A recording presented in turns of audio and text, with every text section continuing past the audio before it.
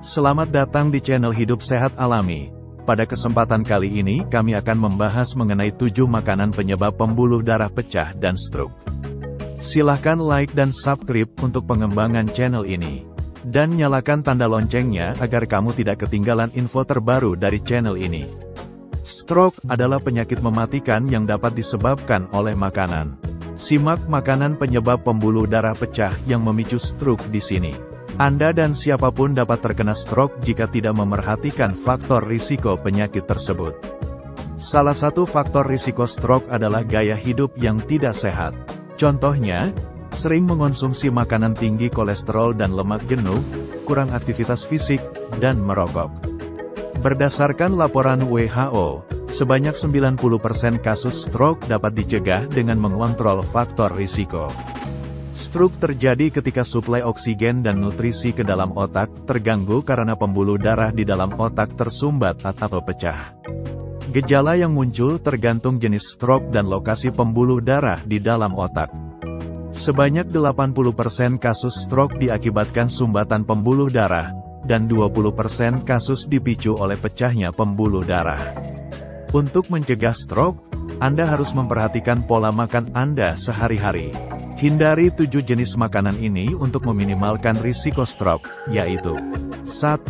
Makanan yang mengandung lemak jahat.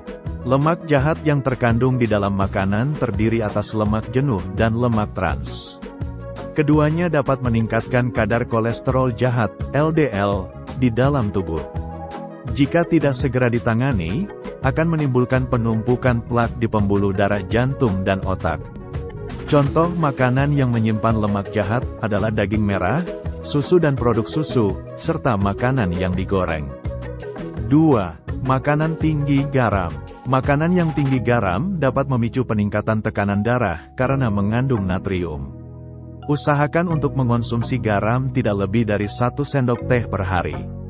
3. Makanan tinggi gula. Pastikan Anda tidak mengonsumsi gula lebih dari 4 sendok makan per hari.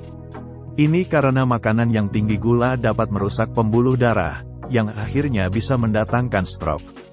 4. Minuman beralkohol. Minuman yang mengandung alkohol dapat meningkatkan tekanan darah dan gangguan pembekuan darah.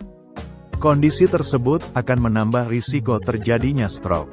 5. Makanan instan. Biasanya makanan instan memiliki kandungan lemak jenuh, tinggi garam, dan tinggi kolesterol.